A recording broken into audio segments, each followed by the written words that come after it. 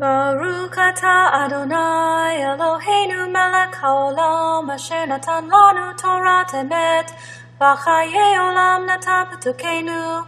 Baruch atah Adonai noten haTorah. Amen. Shabbat Shalom. This week our Torah portion is a double portion as we come to an end on the book of Numbers. This week our Torah portion is Methot, which means tribes, in Numbers chapter 30 verse 2 through 32 verse 42. And our second part, our portion is Massei, which means marches, in Numbers chapter 33 verse 1 through 36 verse 13. As pertaining to the marches are Massei, that the tribes of Methot, the children of Israel, took out of Egypt, Mitzrayim, to the promised land. Now, whenever you make a promise or a vow to Yahweh, such as to keep his covenants and laws and or his feast days, you are bound to do that in which was said from or spoken from your mouth. You are not to ever break this oath. Now, as for a daughter making a vow, well, if a father oversees or overhears her vow while in her youth and disapproves of it because he knows that it cannot be done, he can then oppose it on the day that he heard it being made. And by him doing that, then no oath would stand, and Adonai will forgive her for not keeping the oath because her father or her dad opposed it on her behalf. Now likewise, so too, now if a husband overhears his wife's vow to Yahweh, and he knows that it cannot be done, he too, if he disapproves of it, can also have it voided. If and only on that day of overhearing it, he breaks the vow on her account to Yahweh. But now, if there is a widow or a divorced woman who has made a vow to Yahweh, that vow will then stand against her. Because the father and the husband can make this vow of a woman void before Yahweh, and Yahweh will then forgive her. Now in Numbers chapter 31 verse 1, the Lord Adonai tells Moshe to take vengeance on Midian. So Moshe then commands the children of Israel to arm and send 1,000 men from each tribe to this war, a total of 12,000 men of the children of Israel. But now, in Numbers chapter 31 verse 3, Moshe says, arm men from among you for the war, to execute the vengeance of the Adonai on Midian.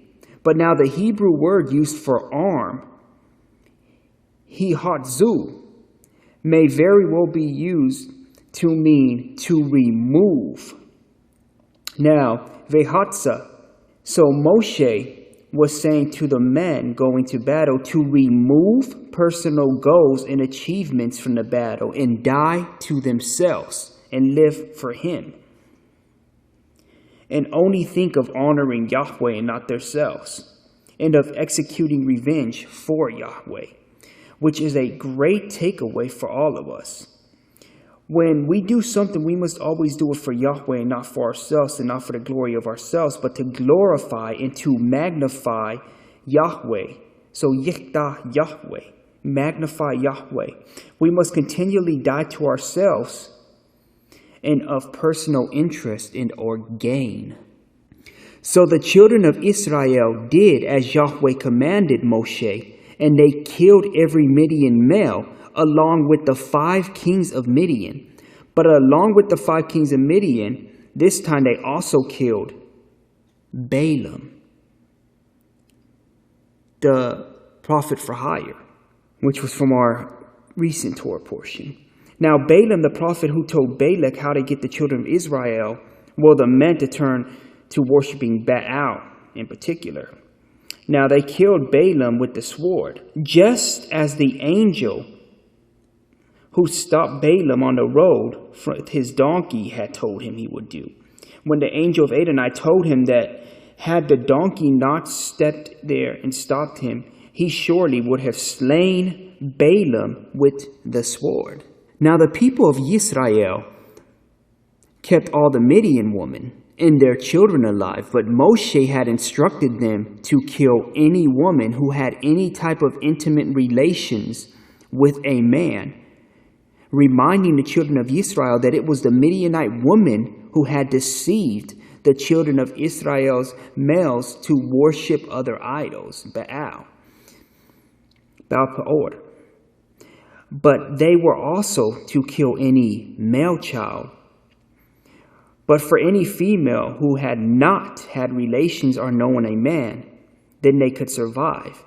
And they, the children of Israel, could keep them for themselves, along with all the plunders of the land. But those that killed or came in contact with all the unclean must then purify themselves along with their captives for 7 days outside of the camp. Now, also, all of the gold and silver and the bronze, the tin and etc., whatever have you, all of these items that could pass through fire must have passed through fire to be cleansed, and also with water for purity. And all items that could not pass through fire, well, they must have and had to pass through water for the purification process. And now the children of Israel were commanded to divide the plunder between those who went out to fight and also the congregation, and also a brief portion to Yahweh, whose portion then went to the priest and the Levites, as Adonai commanded Moshe. But now, you know Satan's lurking around every corner. He's like a lion on the prowl. Now Satan, once again, always seeking to devour, was right there in this Torah portion, trying to prevent the children of Israel from entering into the promised land. And we can see this in Numbers chapter 32, verse 6 through 15, where they were to inquire and acquire their inheritance. Now, when the people of Gad and of Reuben, from discouraging the heart of the children of Israel from entering into the promised land and claiming what Yahweh had given them, instead were trying to stay in the land that Adonai had struck down before the congregation of Israel, instead of crossing over the Jordan to claim what was rightfully theirs. But they would repent soon enough, and Yahweh would then have them blessed with inheriting that same land that they had requested, after helping defeat and advance the war. Well, in other words, they were to lead in front of the ark and of Yahweh. Now, later on, we see that at Mount Hor, at the age of amazingly 123, that Aaron dies. And shortly after, Moshe then commands the children of Israel that when they enter the land of Canaan, that they are to dispose of all of the idols and images and the stones and etc., along with their sanctuaries. Now, once they enter into the land, we then see how the lands were portioned to the tribes along with the Levites.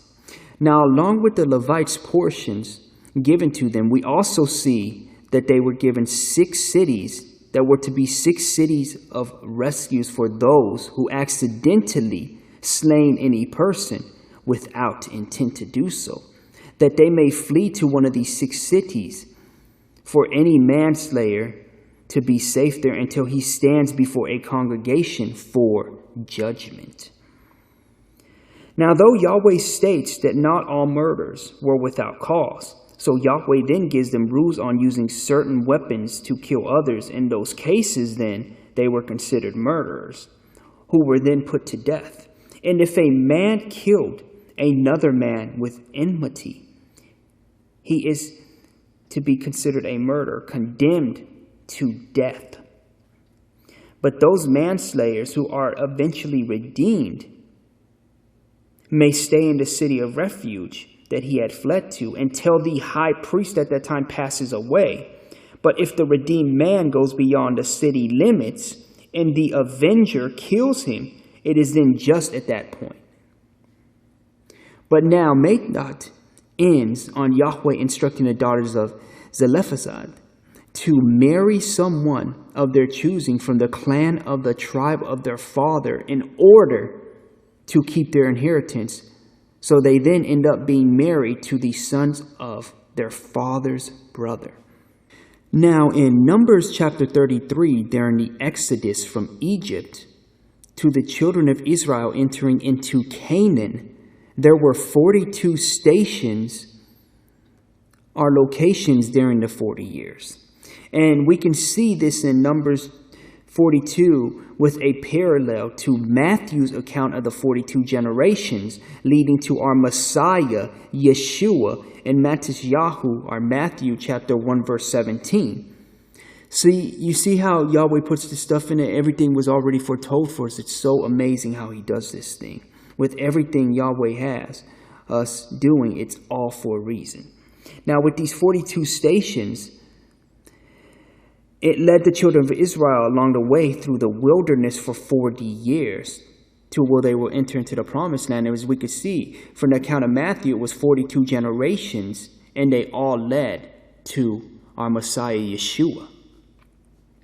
But Yeshua leads us through the 42 generations to salvation, and he proved worthy for us through his 40 days in the wilderness. Now for the half-Torah, well, it is one of the 3 readings just before Tisha B'Av, the day in which the temple was destroyed. Now, Yahweh at this point is again in Jeremiah, pleading to know what it was that he did wrong to have our fathers stray from and away from him. Now, while reminding them of his rescuing them from the Pharaoh in the land of Mitzrayim, Egypt, while sustaining them and throughout the wilderness, safe from all the pits, by giving them a lit path and a way that was straight to follow, as he led them ahead as a cloud and as a pillar of fire. Now next we see that Yahweh informs them of what evils that they did to him, about how they were defiling his land and making his heritage an abomination, and how his high priest did not seek him, but instead seek Baal for prophecies, and went after their own hearts instead of seeking and fulfilling the will of Yahweh.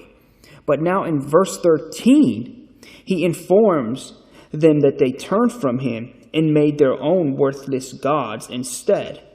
Now Yahweh is overall stating that the only time that the children of Israel were seeking him was when they were in trouble and they needed him.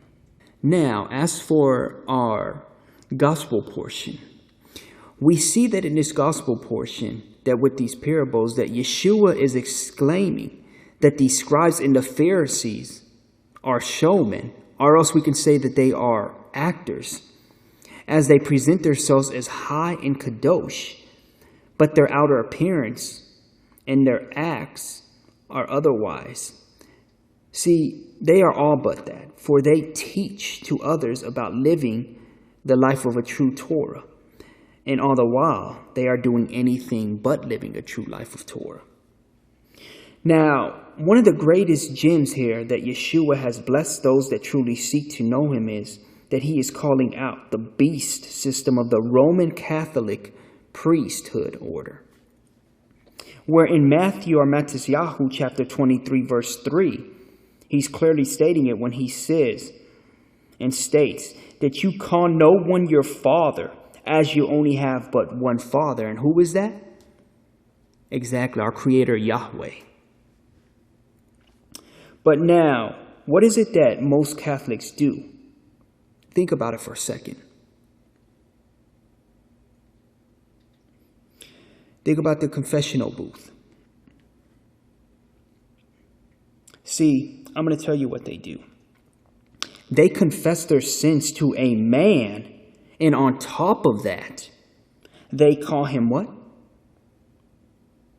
Exactly, that's right, Father. But, we just seen that Yeshua said that we only have but one Father. So how are we calling this person a father when our Father is Yahweh? And remember, Yeshua said, do not call no one your father but Yahweh. So I guess what it is that the Catholic priests must have overlooked that, just like all the other things that they have gone ahead and overlooked. Now, Yeshua is telling us in whole that we must clean our hearts first, and then the body will be clean. We must emanate the true light from inside to the outer of our bodies. We are to get clean right here and now, because tomorrow, as we know, is not always promised for us. And we do not want Yeshua to say to us, I know you not. Now, getting a little deeper in, as for Yeshua and the parable of the talents, well, Yeshua is actually referencing the final days. See, he is the king in this parable, who has left each of us with a spiritual coin or a sort, where when he returns from his Father's kingdom to prepare a new home and place for us as his bride, just as in a traditional Jewish wedding, where he gave us the gift of redemption and a ring being the Ruach HaKodesh given to us as that ring, he expects that with the talents that he has given us to be more abundant at his second coming to claim us as his bride.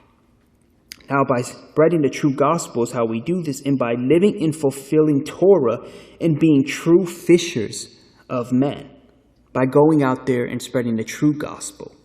Because everybody's been exposed to some type of a gospel, but is it the true gospel? Now, I ask you right here and right now, will you be a fisher of men?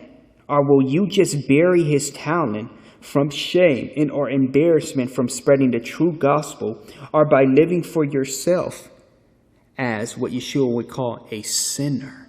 I want you to rest on that this week as you think about things. And let us close on that. And right now we will have the Aaronic blessing. May the Lord bless you and keep you. May the Lord cause his face to shine upon you and be gracious to you. May the Lord lift up his countenance upon you and give you shalom. This has been a weekly Messianic Torah portion from Following Yeshua Ministries. For more information or for help, please visit www.followyeshuanow.com. Shabbat Shalom.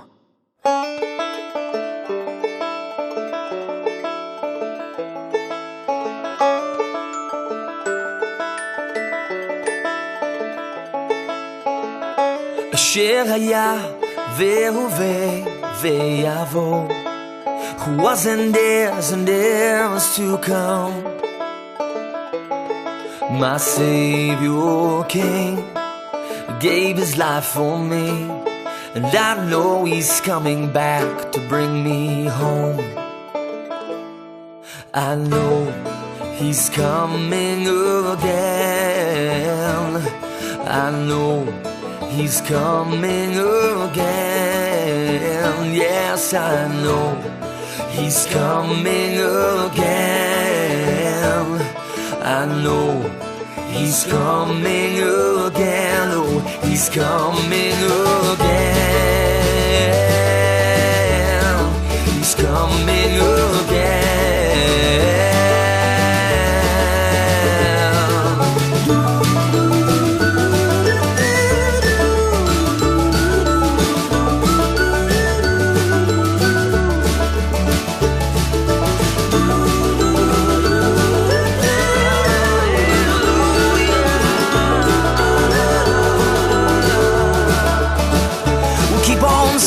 Till he comes again, then we'll sing some more.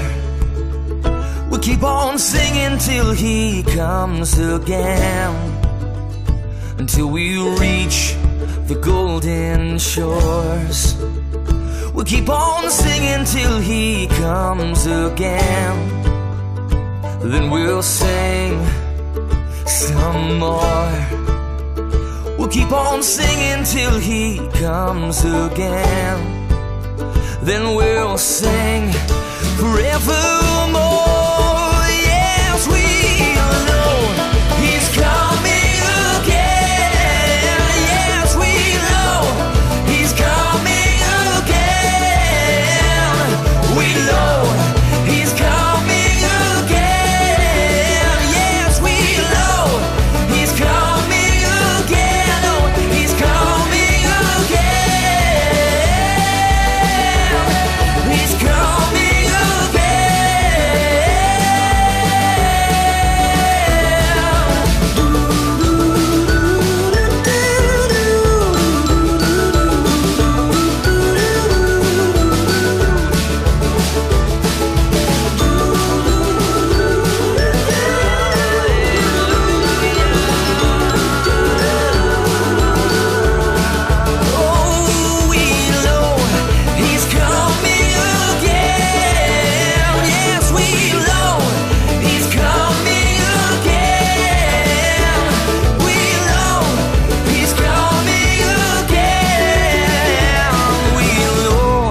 He's coming again. Oh, he's coming again. Yes, he's coming again. He's coming again. He's coming again.